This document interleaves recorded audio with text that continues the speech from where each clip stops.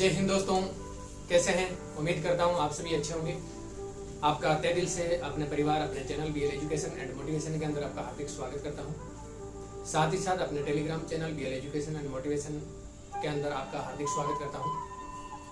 आज आप लोग ये सोच रहे होंगे कि सर बैठ के हमें क्या बताने वाले हैं और क्या ऐसी बात बताएंगे जो आपके लिए और आपके जीवन के अंदर काफ़ी महत्वपूर्ण सिद्ध होगी और आपको अपनी ऊंचाइयों तक ले जाने के अंदर काफ़ी हेल्प करेगी और कुछ आपको सीखने को मिलेगा।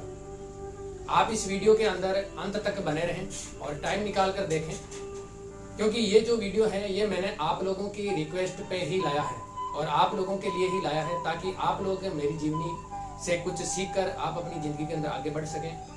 तो मेरे लिए ये सबसे खुशी की बात होगी। मैं अपने आप को बहुत ही खुशनसीब समझूंगा कि मेरी बताई हुई अगर एक ही बात और मेरे जीवन से अगर एक भी सीख अगर लेकर आप आगे बढ़ें और अपने जीवन की उन सफलताओं को, उन ऊंचाइयों को छुए, तो मेरे लिए सबसे बड़ी फक्र की बात होगी।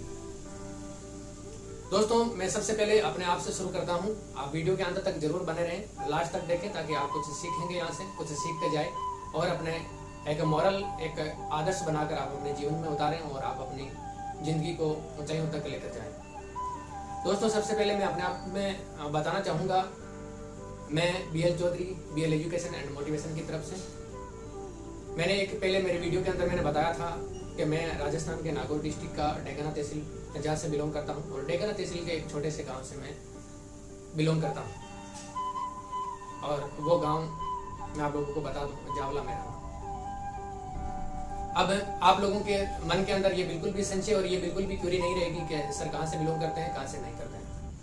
सबसे पहले ये आपको क्लियर हो गया। उसके बाद में मैं बता दूं अपने बारे में कि मैं बीएससी ग्रेजुएट हूं, जो मैंने पहले ही मेरे वीडियो के अंदर बता चुका हूं, लेकिन फिर से मैं बता दूं मेरे फैमिली बैकग्राउंड के बारे में आप लोगों को मैं ये बताना चाहूँगा। ये सब चीज़ें मैं आप लोगों को क्यों बता रहा हूँ, इसके पीछे रीजन है, इसके पीछे कारण है। क्योंकि जो तैयारी कर रहे हैं, चाहे आप हो, चाहे मैं हूँ, चाहे और भी कोई अपने भाई बहन हो, सब एक सेम ही कैटेगरी से उठे हुए हैं। कोई बहुत बड़े राजा खाजान के घर से नहीं आया हुआ है। मैं भी मीडियम फैमिली से बिलोंग करता हूँ और अपनी मेहनत, अपने हार्डवर्क और अपने दिल के जज्बे और कुछ जिंदगी के अंदर कर गुजरने, कुछ पाने की जो लालसा, जिज्ञासा के कारण से आज मैं आप लोगों के समक्ष आकर दो शब्द बोल पा रहा हूँ। दोस्तों, उम्मीद करता हूँ आप भी अपने जीवन में उतारेंगे और अपने जीवन को ऊंचाइयों तक लेकर जाएंगे। मेरा फैमिली बैकग्राउंड भी मीडियम फैमिली से आता है। मेरे मदर फादर है, मेरे सिस्टर है, 5 सिस्टर है, जो सबसे बड़ी है, जिनमें से हम 2 बहन भाई पड़े हुए हैं। बाकी हो सकता है उस समय क्या कारण रहे, क्या कारणवश वो अपनी पढ़ाई नहीं कर पाए। बाकी हम दो, मेरी सिस्टर और मैं, दोनों ने हमने पढ़ाई की, हमने तैयारी की। मेरी सिस्टर ने भी काफ़ी मेहनत किया, उसने भी काफ़ी हार नहीं मानी अपनी लास्ट एज ओवर तक, लेकिन किस्मत हो, चाहे उसकी मेहनत में कुछ कमी रह गई हो, चाहे कुछ भी हो, वो अपने आपको जो उसका सपना था गवर्नमेंट जॉब का, वो पूरा नहीं कर पाई। लेकिन दोस्तों, जब मैं शुरू से ही मैंने अपनी जो एजुकेशन है, स्कूली लाइफ में मैंने अपने गाँव से ही की है और गांव से मैं 11th क्लास तक पढ़कर 12th है जो मैंने अजमेर से किया। अजमेर से मैंने 12th करने के बाद में ग्रेजुएशन मैंने किशनगढ़ कॉलेज से किया है, किशनगढ़ से। और वहाँ से आप लोग ये सोच रहे होंगे मेरे बहुत ज़्यादा परसेंटेज नहीं है। परसेंटेज कुछ भी मायना नहीं रखता है इंसान को अपनी ज़िंदगी के अंदर आगे बढ़ने में और ज़िंदगी के अंदर कुछ कर गुजरने में। मेरे मायने के अंदर और मेरे सोचने के अंदर और मेरी थिंकिंग से परसेंटेज मायना नहीं रखता।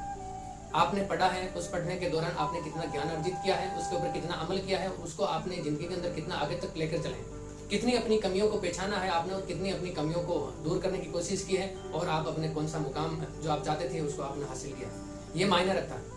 10th के अंदर मेरे 76%, 12th के अंदर मेरे 59% और ग्रेजुएशन के अंदर मेरे 63%। ये परसेंट है, कोई ज़्यादा परसेंट नहीं है और नहीं परसेंट पे मैं भरोसा करता हूँ, नहीं परसेंट से कुछ नौकरी मिलती है। दोस्तों, आप हो, चाहे मैं हो, चाहे कोई भी हो, हमारे जो अड़ोस पड़ोस, हमारा जो कल्चर, जो हमारा समाज, जहाँ के बीच से हम उठ के आए, भली भांति आप परिचित हैं। चाहे मैं बात बोलूँ कड़वी लगे, चाहे कैसी भी लगे, कोई नहीं चाहता कि आप आगे बढ़ें और आप अपनी ज़िंदगी के अंदर उन ऊंचाइयों को हासिल करें। अपने माता पिता के अलावा और खुद के अलावा ये बात कोई नहीं चाहता। मैं भी जब स्टडी करता था तो मेरे भी जो मिलने वाले थे, चाहे आप रिश्तेदार कह लीजिए, चाहे आप परिवार के सदस्य कह लीजिए, चाहे कोई भी कह लीजिए, चाहे समाज के कह लीजिए, चाहे कहीं के भी कह लीजिए, सब यही बोलते कि पढ़े हुए बहुत हैं, उनकी नौकरी नहीं लगी तो इनकी क्या लगनी है। कुछ लोग बोलते थे कि नहीं, नौकरी लग जाएगी। कुछ बोलते थे नहीं लगी थी। बहुत सारे पढ़े लिखे बैठे हैं, बीएड किए हुए बैठे हैं। बीएड करना मतलब अपने आप में बहुत बड़ा, ये एक गांव के अंदर बहुत बड़ी इसको डिग्री मानते हैं, बहुत बड़ा परचम मानते हैं कि बीएड कर लिया मतलब बहुत कुछ कर लिया। और हालांकि बीएड बहुत बड़ी डिग्री है, टीचर लाइन के अंदर बहुत ही इसका मायने है और क्या काफ़ी इसकी इम्पोर्टेंस है, काफ़ी महत्वता है। लेकिन मैं किसी की बात को अपने माइंड पर नहीं लेता, नज़रअंदाज करता। मेरी सोच एक ही थी कि हम नहीं, जमाना बोलेगा। और वो जमाना आया, और जब जमाना वो आया, सिलेक्शन हुआ।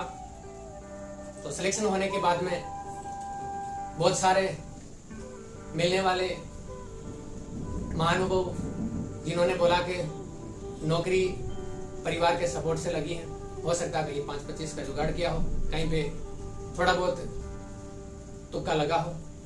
लेकिन दोस्तों एक नहीं, मेरी 5 जॉब लगी थी। और जब मेरा 5वां कॉल लेटर आया तो उस समय सभी ने सोचा कि रियल में ही मेहनत की है। और जो लोग बोलते थे कि ये कभी सक्सेस नहीं हो सकता या ऐसे नौकरी थोड़ी लगती है, इससे बड़े बड़े पढ़े लिखे बैठे हैं, बीएड धारी बैठे हैं, उन सभी ने 1 मिनट के अंदर अपना जो स्टेटमेंट था, अपने जो सवाल जवाब थे उनको चेंज कर लिया कि हम तो पहले ही बोलते थे कि नौकरी लगेगी। दोस्तों ये फितरत है अपने समाज की, अपने परिवारों की, अपने मिलनसार सभी उन महानुभवों की। तो आप लोग अपनी तैयारी के दौरान इन चीज़ों के ऊपर ज़्यादा माइंड नहीं लगाएं और नहीं इनको अपने माइंड के ऊपर हावी होने दें। जो बोलता है सिलेक्शन होगा, बोलना है हाँ होगा। जो बोलता है नहीं होगा, बोलना है नहीं होगा। अपने मन के अंदर उस दृढ़ संकल्प और उस दृढ़ निश्चय को लेकर चलना है कि मुझे सिलेक्शन लेना है हर हालत में, चाहे कुछ भी हो जाए। और ये बात अपने मन में रखना है। जिस दिन सिलेक्शन होगा बताने की जरूरत नहीं होगी, अपने आप आपको आके बोलने लग जाएंगे कि हाँ हम तो पहले ही बोल रहे थे कि आपका सिलेक्शन हो जाएगा। लोग छोटी छोटी बात पे टोकते हैं, ये टुकाई मैंने भी सही है। छोटी छोटी बात पे बोलेंगे, छोटी छोटी बात से आपको काटने की कोशिश करेंगे, लेकिन आपको उन सभी चुनौतियों को, उन सभी समस्याओं का, उन सभी कुरीतियों का डटकर मुकाबला करते हुए अपने जीवन के अंदर आगे बढ़ना है। दोस्तों यही मैंने किया। सबसे पहले मेरा सिलेक्शन हुआ था बीएसएफ के अंदर, हेड कांस्टेबल और एसआई आरएम और हेड कांस्टेबल आरओ दोनों के अंदर। उसके बाद में मेरा एसएसबी के अंदर हेड कांस्टेबल कम्युनिकेशन के अंदर हुआ। उसके बाद में एसआई के अंदर हुआ।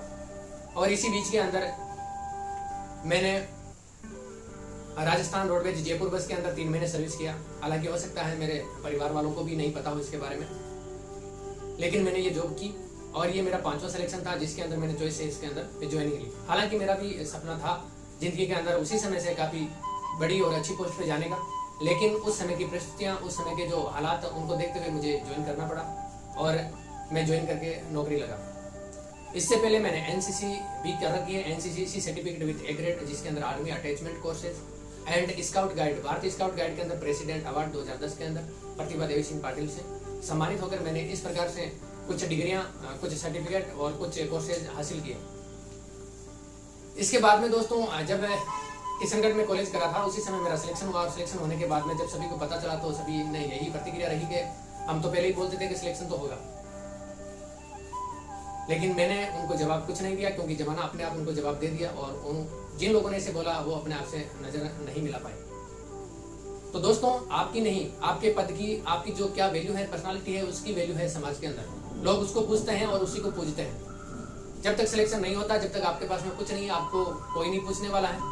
आप कितनी भी अच्छी बात बोल दें, सब यही बोलेंगे अरे ऐसे ही बोल रहा है। और आपके पास में अगर कोई भी नौकरी है, आपके पास में कोई भी पद प्रतिष्ठा है, आप अगर गलत बात भी बोल देंगे तो भी बोलेंगे यार नहीं इसने सही बोला, क्योंकि आपकी नहीं, लोग आपके पद, आपके रैंक, आपकी डिग्निटी, आपकी जो पोजीशन है उसकी इज्जत करते हैं। इंसान की वैल्यू नहीं है, इंसान के पीछे जो शक्ति खड़ी है उसकी वैल्यू है।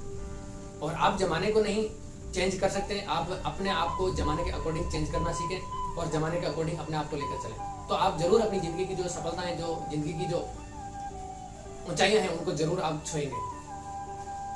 दोस्तों मैंने ये संघर्ष किया, संघर्ष ऐसे ही नहीं मैं यहाँ तक पहुंचा, ये तो मैंने मेरी पहुंचने की जो कहानी है वो बताई। मैंने बहुत सारे संघर्ष, बहुत सारे ताने बोने मैंने सहे और उसके बाद मैं यहाँ तक एक मंच के यहाँ तक पहुंचा हूँ। दोस्तों जिस समय मैं तैयारी कर, आप लोगों के पास में अभी तैयारी करने के लिए पर्याप्त स्रोत है, पर्याप्त आप लोगों के पास में धन है जिनसे आप तैयारी कर सकें। लेकिन उस समय जब हम तैयारी कर रहे थे, जब मैं तैयारी कर रहा था 12-13 के अंदर, उस समय जब घर वालों से पैसे मांगने से पहले भी हमें 7 बार सोचना पड़ता था कि अभी पैसे मांगे या नहीं, और मांगे थे वो पता नहीं कहाँ से लाएंगे या कहाँ से नहीं लाएंगे। आप लोगों को बिना मांगे ही आपको तुरंत महीना होने से पहले आपको पैसे मिल जाते हैं। यही फर्क है दोस्तों जिंदगी के अंदर आगे बढ़ने का, क्योंकि संघर्ष से ही आप लोगों के अंदर निखार आता है। चाहे आप हो चाहे मैं हो, जब तक परिस्थिति नहीं देखेंगे उस परिस्थिति को पार करने की क्षमता अपने अंदर नहीं आएगी। कोई भी चीज की जरूरत पड़ी और जरूरत पड़ते ही वो चीज उससे पहले अगर आपके पास में आ गई तो उस चीज की, उस वस्तु की कमी आप लोग कभी भी भांप नहीं पाएंगे। तो आप लोगों को उस परिस्थिति को भांपने के लिए, उस कमी, उस वस्तु की कमी को भांपने के लिए संघर्ष करना पड़ेगा, और संघर्ष से ही इंसान मंजता है। जितना बर्तन जिसको हम मांजते हैं, राख से अगर जितना बर्तन को अगर हम मांजेंगे पीतल या तांबे के, उतना ही उसके अंदर चमक आती है। और यही इंसान की फितरत है, जितना इंसान अपने आप को मांजेगा हार्ड वर्क से, अपनी मेहनत से, अपने कठोर परिश्रम से, तो वो उतना ही उसके अंदर निखार आएगा। दोस्तों जरूरी नहीं कि पहली बार में सिलेक्शन हो जाए, लेकिन पहली बार में अगर आपने सिलेक्शन नहीं हुआ, अगर आप फेलियर हो गए, आप निराश होकर मत बैठिए। आप ऐसे सोचिए कि मैंने मेरी जिंदगी की, मैंने मेरे जो टारगेट है, जो मेरा लक्ष्य है, उसकी एक सीढ़ी मैंने पार कर ली है। हो सकता है आज थोड़ी सी क्लास लंबी हो जाए, ये वीडियो लंबा हो जाए, लेकिन आप जरूर लास्ट तक बने रहना। आप लोग जरूर यहाँ से कुछ न कुछ सीख के जाएंगे, ये मेरा आप लोगों से वादा है। दोस्तों अपने आप के अंदर निखार लाइए। निखार लाने के लिए कोई भी शॉर्टकट नहीं है, बिना हार्डवर्क के, बिना मेहनत के। लेकिन उसके अंदर एक चीज है, आप जो भी मेहनत कर रहे हैं, सभी मेहनत करते हैं, सभी हार्डवर्क करते हैं, सभी अपने लक्ष्य को लेकर गंभीर है, सीरियस है, लेकिन सिलेक्शन उसी का होता है जो गंभीरता के साथ ही साथ एक स्मार्ट वे के अंदर अपने आप को लेकर जाता है। और वो स्मार्ट वे आप लोगों को समय समय पर गाइडेंस कहीं न कहीं से मिलती रहती है, और जो आपको अच्छी लगे वो गाइडेंस आप अपने अंदर उतारिए, अपने मन के अंदर उतारिए, और आप अपने टारगेट को हासिल कीजिए। क्योंकि आप लोग, आपके पीछे आप अकेले नहीं, आपके पीछे आपके माता पिताओं की भावनाएं, आपके माता पिताओं के सपने, वो भी आप लोगों के पीछे आप लोगों की मेहनत पर टिके हुए हैं। आप लोगों के ऊपर निर्भर करता है कि उनके टारगेट, उनके जो सपने हैं, उनकी जो भावना है, उसको 1 सेकंड के अंदर चकनाचूर करना है, या उसको ऊपर जो मंजिल है, जो ऊंचाई है, उनके ऊपर लेकर जाना है। दोस्तों संघर्ष एक ऐसी चीज है जिंदगी के अंदर जो इंसान को जीरो से हीरो बना देती है, और ये हकीकत है। क्योंकि किसी भी इंसान को एक चीज हो सकता है किस्मत से मिल जाए, लेकिन जिंदगी के अंदर हर चीज किस्मत से नहीं मिलती है। उसके लिए आपको, इंसान को कठिन परिश्रम और एक सही डायरेक्शन के अंदर कठिन परिश्रम करना पड़ता है। और ये कठिन परिश्रम आप लोगों के सामने अभी ये है कि आपके सामने आपका टारगेट है, और वो टारगेट के अकॉर्डिंग आप अपना सिलेबस है, और उस सिलेबस के अकॉर्डिंग आपके पास में अपना टाइम है। उस टाइम को यूटिलाइज कीजिए, उस टाइम को आप इंप्लीमेंट कीजिए अपनी दिनचर्या के अंदर, और आप अपनी टारगेट को हासिल कीजिए। बोलने वाले एक नहीं 1000 बात बोलेंगे, आप किसी और के लिए नहीं, अपने आप के लिए तैयारी कर रहे हैं, अपने आप के लिए पढ़ रहे हैं। जब आप अपनी नौकरी लगने के बाद, या आपको नौकरी लगाने के अंदर जो भी परिश्रम होता है, जो भी धन खर्च होता है, जो भी आपके एफर्ट लगते हैं, वो बोलने वाला अगर आपको नहीं देता है, तो आप लोगों को ये फर्ज बनता है, आप लोगों का ये मन की एक सोच होनी चाहिए कि जब वो मेरे को यहाँ तक पहुंचाने के लिए अगर 1% भी उसका योगदान नहीं है, तो मैं उसकी बात के ऊपर अमल करके, उसकी बात को अपने माइंड में बिठाकर अपने आप को संकीर्ण और अपने आप के अंदर नेगेटिविटी क्यों लेकर आऊं। दुनिया है दोस्तों, ऊपर चढ़ने के लिए टांग खींचने वालों की कमी नहीं है। वो चाहे आप हो, चाहे मैं हूं, चाहे कोई दूसरा तीसरा हो। आपको सही राह दिखाने वाले बहुत कम हैं, और आपको गुमराह करने वाले बहुत ज्यादा मिलेंगे। जो आपसे जितनी ज्यादा हंस के, जितनी ज्यादा मीठी बात करता है, सोच लो उससे बड़ा आपका दुश्मन कोई हो ही नहीं सकता। जिसकी बात जितनी कड़वी लगे, जिसकी बात जितनी खराब लगे, दिल को आर पार कर जाए, सोच लो कि उससे बड़ा आपका कोई शुभ चिंतक हो ही नहीं सकता। निंदक नियरे राखिए आंगन कुटी छवाई, बिन पानी साबुन बिना निर्मल करे सुभाई। ये जो निंदक होते हैं, ये आसपास में होना बहुत ही जरूरी है, क्योंकि ये समय समय पर हमारे को पिन करते रहते हैं और हमें अपने टारगेट को दिखाते रहते हैं कि तुम रास्ता भटक रहे हैं। हालांकि वो अपना स्वार्थ सिद्ध करने के लिए ही क्यों न बोले, लेकिन आपको उसको पॉजिटिव वे के अंदर लेकर अपनी डायरेक्शन को ठीक करते रहना है।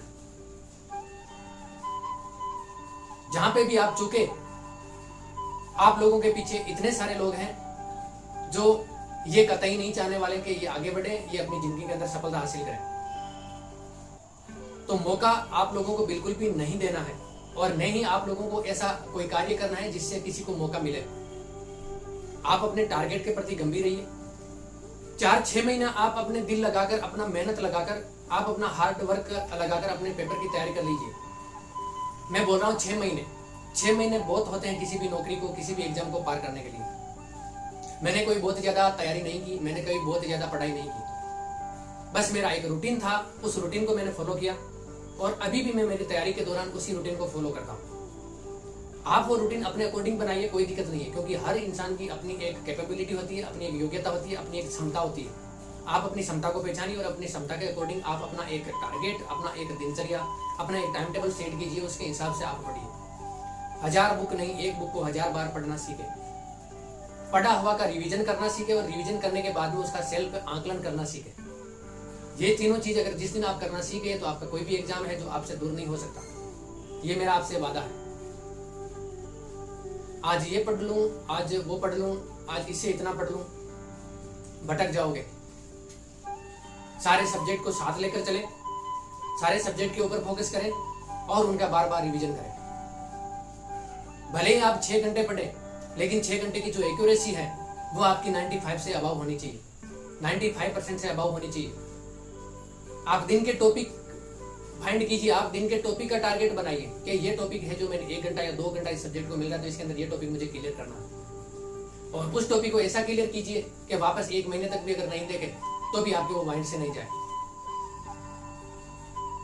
किसी के बनाए हुए नोट्स पे भरोसा नहीं करें, आप अपने खुद के नोट्स बनाना सीखें। और जो बुक है वो आपका नोट्स है, एक हाइलाइटर ले लीजिए, एक पेंसिल ले लीजिए, उसके अंदर आप अंडरलाइन करते जाइए, उसको इतना घिस घिस के लाल कर दीजिए कि वापस दूसरी बार वहां पे जाते ही सीधी नजर उसी के ऊपर जाए और वो लाइन बिल्कुल आपको याद आ जाए।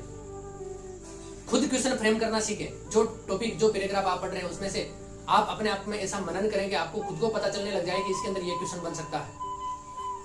कहां से आएंगे क्वेश्चन? उसी टॉपिक से घुमा फिरा के आ सकते हैं, लेकिन उससे बाहर तो नहीं जाएंगे। अरावली से क्वेश्चन पूछना तो अरावली से ही पूछेंगे, हिमालय से तो नहीं पूछेंगे। अब अरावली के अंदर आपको चाहे वो इधर से रायसेन की पहाड़ी की तरफ से पूछे, चाहे उदयपुर सिरोही की तरफ से शुरू करें, लेकिन जब आपने पूरा पढ़ रखा है तो उसमें से आपको कहीं से भी पूछे, चाहे बीच में तारागढ़ से पूछे, चाहे रायसेन से पूछे, चाहे सिरोही उदयपुर से पूछे, क्या फर्क पड़ता है?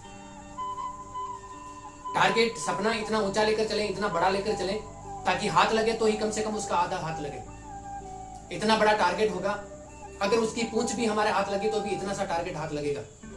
मेरी कहने की जो भावना है, कहने का जो मतलब है, आप समझ पा रहे होंगे। सपने देखना कोई बुरी बात नहीं है, और सपना वही देखता है जिसको उस सपने के प्रति अपनी दृढ़ इच्छा है, दृढ़ शक्ति है और उसको पूरा करने की अपने मन के अंदर एक दृढ़ संकल्प रखता हो। हारता कौन है दोस्तों? हारता वही है जो जंग के मैदान में उतरता है। छुप के बैठने वाला कभी भी जंग नहीं हारता है। जीतना तो दूर की बात है, लेकिन जंग हारता भी नहीं है। क्यों? क्योंकि जंग हारने या जीतने के लिए जंग के मैदान में उतरना पड़ता है। दोस्तों, मैंने आप लोगों को मेरे यहाँ तक पहुंचने की कहानी भी आपको बताई है, और यहाँ तक जो मैंने संघर्ष किया है ये भी मैंने बताया है। मैंने खुद ने कोचिंग के अंदर पढ़ाकर अपने फीस को अफोर्ड किया, बच्चों को 12वीं के अंदर पढ़ाकर अपना खर्चा चलाया। आप लोगों को तो ये नौबत मेरे हिसाब से तो नहीं आ रही होगी, और आ भी रही है तो आप बिल्कुल एक जो पीतल या तांबे के बर्तन को राख से मांजने के बाद जो निखार आता है, वो निखार बहुत जल्द आने वाला है। जो मैं एक हमेशा जो कोट बोलता हूँ, जो एक दोहा बोलता हूँ, जो मुझे रियल में ही काफी मोटिवेट करता है, आप लोगों को भी मैं वही बोलता हूँ। करत करत अभ्यास ते जड़मत होत सुजान, रसरी आवत जात ते सिल पर पड़त निशान। एक रस्सी है जो पत्थर को काट देती है बार बार उसके ऊपर से घिसने से, ऊपर नीचे आने जाने से। तो हम तो एक मनुष्य है, इंसान है। वो क्या चीज है जो हम नहीं हासिल कर सकते? वो कौन सा टारगेट है जो हम नहीं पा सकते? जो मन से हार गया, मन के हारे हार है, मन के जीते जीत। अगर आप मन से हार गए तो आपको कोई नहीं जीता सकता, और अगर आपके मन के अंदर एक छोटी सी भी कोने के अंदर एक चिंगारी है, आग है जो आपको जीतने के लिए मजबूर कर रही है, तो आपकी जीत को कोई नहीं रोक सकता। हारा हुआ इंसान भी जीत सकता है अगर उसके मन के अंदर या वो अपने मन से नहीं हार गया हो।